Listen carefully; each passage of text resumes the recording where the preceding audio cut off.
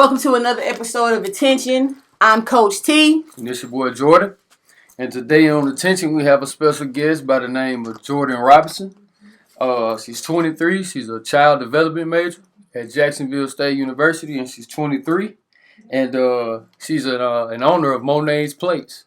So nice to be here. I'm good to be here. Glad to have you. So we're gonna start it out with some basic questions for you. Okay. Personally, for you, do you need to be, to have, or to feel? I would say for me, I need to be. I kind of been a go-getter since about 15 years old, so I've always been thinking of ways like to be a better woman, to be a better person, to be a better mother now, like to be a better student. So for me, it's always, to be. Okay, that's good. I mean, that's a good way to see it. No answer is the wrong answer.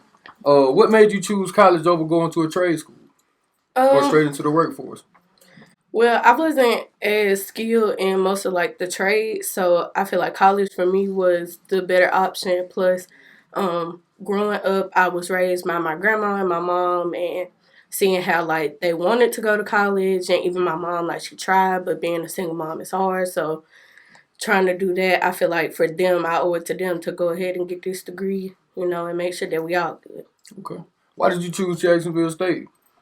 So originally, Jacksonville offered the most money first because I had a few other choices, UAB being one of them. And I was originally a nursing major. But life happened. In 2019, I found out that I was pregnant, so I kind of changed my major, took a different route, and ventured into child development. Mm-hmm. But originally, I came from the nursing program. They had a very, very nice nursing program. Okay, that's pretty good. For you, what do you value? Honesty, integrity, or loyalty? I would say honesty. I feel like it's nothing that anybody can't say to me, whether it hurts my feelings or not. I'd rather know the truth.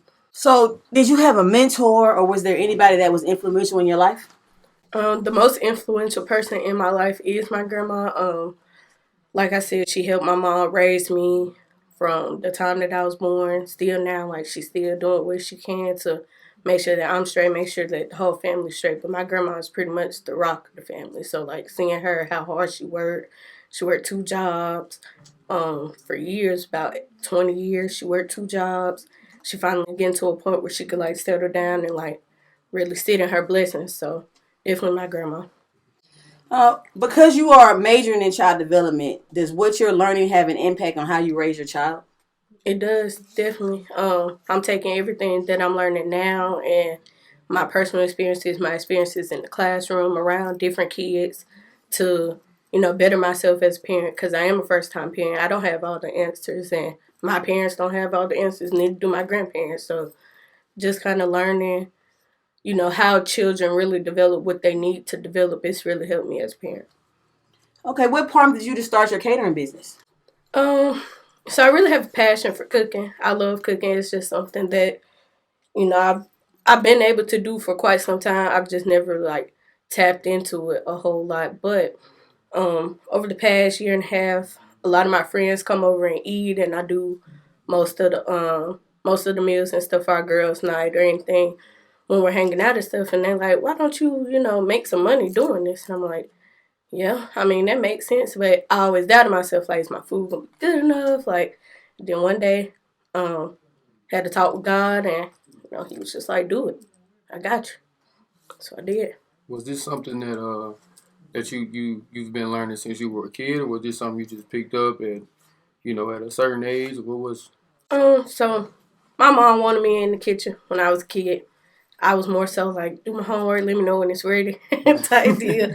But I would go in there with her every now and again, or with my grandma every now and again, and just pick up on a couple things. And I would say that I really, really started cooking maybe 18 because I was leaving the house, so I had to know how to feed myself. They weren't going to be able to send me a home-cooked meal every day or every weekend like how I wanted. So I had to learn how to just go ahead and do it.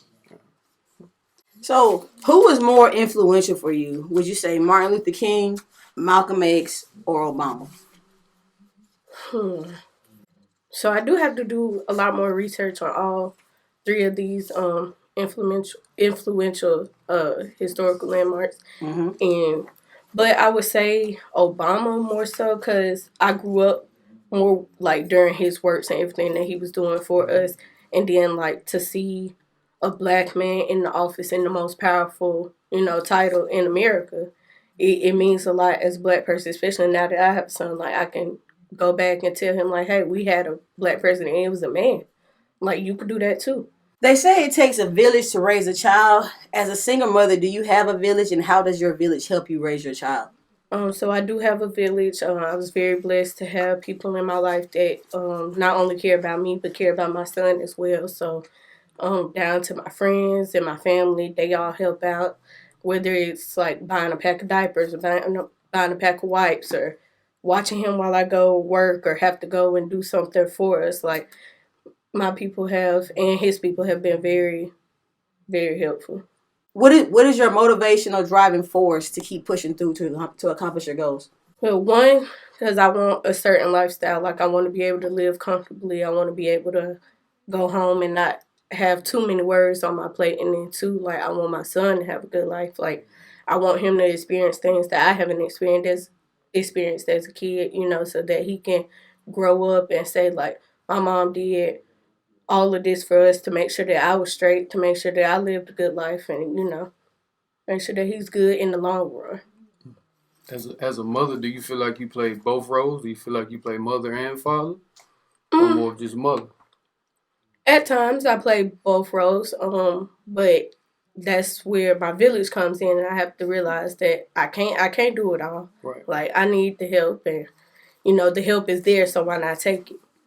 So I try to step back and just be more mother than anything. What 3 words do you want your legacy to be? First word would be Josiah. That's my son. I know that no matter what happens in this lifetime or, where life takes me, he's going to be the one to carry my name through generations because he's not going to forget his mom. Like anybody else in this world can forget me, forget anything that I've done.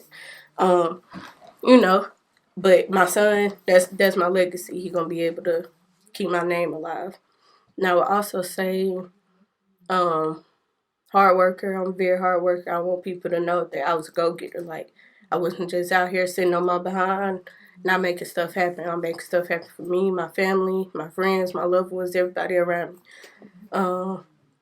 Let's see. The third one, I would say, I want to be known as a lover, not just in the like romantic sense, but like I'm a really loving person. If I say I care about you, I mean it. I'm gonna show you that I care about you. It's nothing that I wouldn't do for you. My mom, my cousin, my sister, my brother, whoever. Like if I say that I love you and I care about you, that's what it is. If you have any advice for anyone thinking about either one of your career choices, what would it be? I would say to be patient. That's the first thing. Like with me, I'm gonna be working with kids. Kids are unpredictable. They're a lot sometimes, but you have to be patient. You have to know how to talk to them, how to understand with them, like reason with them.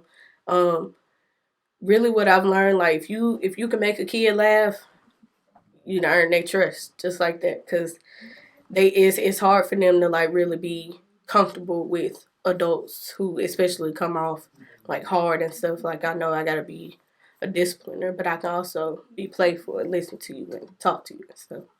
So definitely have patience if you're going to work with kids of any sort, being a nurse, a teacher, and anything. And what about catering? Okay, and then with that, I would say don't limit yourself. I feel like I've limited myself to like things I'm comfortable with, like dishes that I'm comfortable with, and I know that I can make extravagant things if I wanted to, if I really put my mind to. So don't limit yourself. 5-star meals type shit. Yeah. Okay. All right. All right.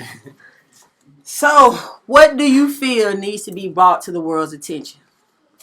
I think we need to really focus, and it's not biased, but I really feel like we need to focus on the youth. Like, kids nowadays, they're so bad. I'm not gonna sugarcoat it. Like they bad. Okay. Like they're bad, and it starts at home. It's like it starts with your village. Like if parents aren't making sure that their kids are like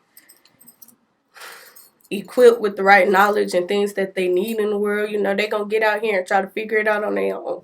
And that's what, you know, I'm not saying that's what makes them bad, but like the things they're doing out here are not acceptable. And I feel like if their parents told them that at home, or their, you know, family, friends, or whoever is telling them that at home, they won't get out here and act a fool. So I really feel like we need to focus on the youth. Like they're the next generation. Like they'll be running this and doing what we doing pretty soon. And how do you feel that we can attack this to get results?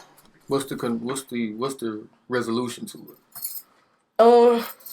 I feel like a lot more people need to do community service in these in youth camps and youth groups, and get them together, get them to see something positive. It don't have to be negative all the time. It don't have to be, you know, anything where they feel like they have to act out or anything. Get them to do something fun, like put their energy somewhere else. So I feel like if we get out here and do some community service, go into these neighborhoods, go into the YMCAs and the Boys and Girls Clubs and really talk to them, we can start making a change right there. You're right. You got to give them something that they want to follow. You got to lead by example. Mm-hmm. That's what I feel. It's gonna take. But that was a good answer, though. Some people gotta have that public figure, you know. And you know, a lot of people don't have it. But if we put it out there and portray it as if we are those public figures that kids need to look up to, then maybe they'll start to change. Yeah. You know? So that's real good. Hey. Well, thanks for coming, you know what I'm saying, sitting down with us and bringing us some food, you know. I just wanted to, like, tell you thank you because I know both of you guys, you know what I'm saying? Mm-hmm. I wanted to thank y'all for believing in me because, like, I'm going to return that energy and believe in you guys. Like, and you know I done got plates from you before, so I was like, let me bring my girl on here. Let me go on and highlight it. So is there anything else that you want the people to know? To order a plate, so for MONET'S plates, I run my business one day a week right now. Just because I'm a college student, I'm a mother. I work 2 jobs. I gotta find a balance somewhere. So one day a week, I make my plates on Thursdays. You can order through my Instagram. It's _Jordyn Kayla. Or my Snapchat, which is Jordyn Kayla 16. I'm working on making a business page so that, you know, you contact me through my business page and you don't have to worry about the personal or anything like that. I drop my menus on Sundays. Plates are typically $10, $12 with a drink. Prices vary depending on what I make. Like if I'm making a steak or a seafood dish, obviously the price is going to be a little higher. You got to pay to play. But, you know, I'm very reasonably priced. I make good quality dishes, I would like to think. And, you know, that's about it. I lost my train of thought. You good. Thank you guys for tuning in to another episode of Attention. And remember, experience to teach, don't just learn. There you go. Who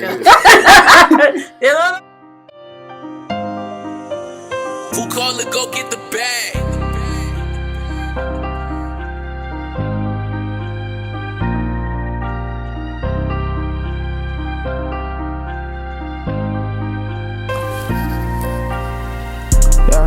I get this feeling that the moon falling. I take drugs cause they gon' solve my problems. I like bitches who like bitches. I got Glocks that came with switch.